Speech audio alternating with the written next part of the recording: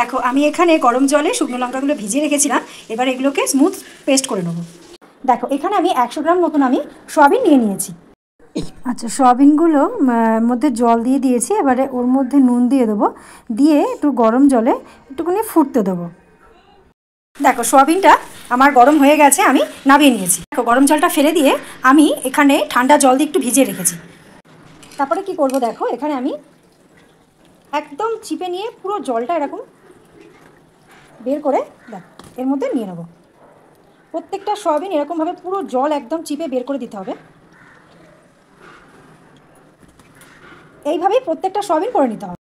আচ্ছা, সয়াবিনগুলো সব জল বের করে নিয়েছি, এবারে ওই মিক্সার গ্রাইন্ডারের মধ্যে একটুখানি ঘুরিয়ে নেবো। একদম বেশি পেস্ট করব না, কিছু কিছু একটু দানা দানা থাকবে। Welcome to my new blog, আশা করি সবাই খুব ভালো আছো। আচ্ছা এই দেখো আমি আজকে বানাচ্ছি চিলি সয়াবিন। তো দেখো সয়াবিনটাকে আমি কিন্তু পুরো পেস্ট করিনি, এরকম একটু জুড়ো জুড়ো মতন করে রেখে দিয়েছি।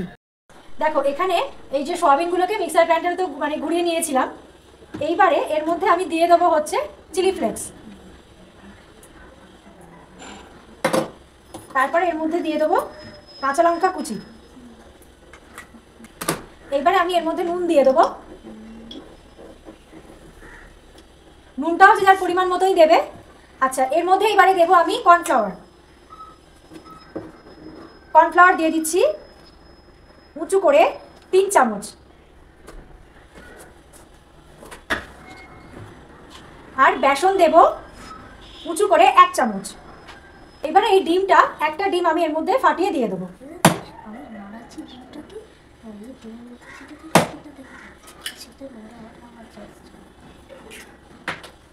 এবার এগুলোকে আমাকে ভালো করে মেখে নিতে হবে। দেখো এখানে এটা ভালো করে আমার মেখে নেওয়া হয়ে গেছে। এবার এগুলোকে আমি মানে যেরকম সাইজ দেবে, ধরো কেউ বড় দিল কেউ ছোট দিল, আমি একটু ছোট ছোট করে এগুলোকে ভেজে নেবো। দেখো বেশিরভাগ জায়গাতে আমাকে ভয়েস ওভার দিতে হচ্ছে, কারণ সামনে মন্দিরে না একটা কাজ হচ্ছে, বিচ্ছিরি রকমের আওয়াজ হচ্ছে। তো দেখো তেলটা গরম করে দিয়েছি, আমি এরকম ছোটো ছোটো বলের আকারে তৈরি করে নিয়েছি, নিয়ে সেগুলোকে এবারে আমি ভেজে নিচ্ছি। দেখো আমার ফার্স্ট ব্যাচে এটা ভাজা হয়ে গেছে, সেকেন্ডটা এটা চলছে, ভাজা চলছে। দেখো আমার প্রত্যেকটা এখানে ভাজা হয়ে গেছে। দেখো এখানে পেঁয়াজ, ক্যাপসিকাম, রসুন আর আদা কুচি নিয়েছি। এবারে কড়াইতে আদা কুচি, রসুন কুচি,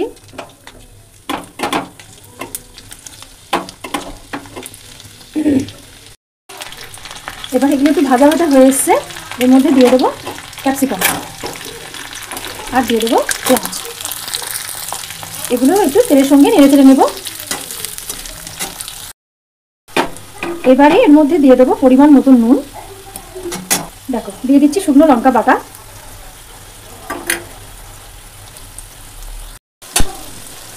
এবার দিয়ে দেবো সয়া সস, তারপর দিয়ে দেবো ভিনিগার, দিয়ে আবার একটু ভালো করে নেড়ে চেড়ে নেব। দেখো এর মধ্যে আমি 2 চামচ অ্যারোট নিয়ে নিয়েছি, এবারে জল দিয়ে ভালো করে গুলে নেব।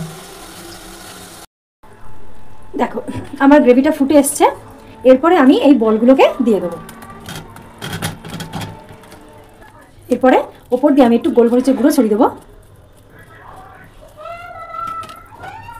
একটু চিলি ফ্লেক্স দিয়ে দেবো,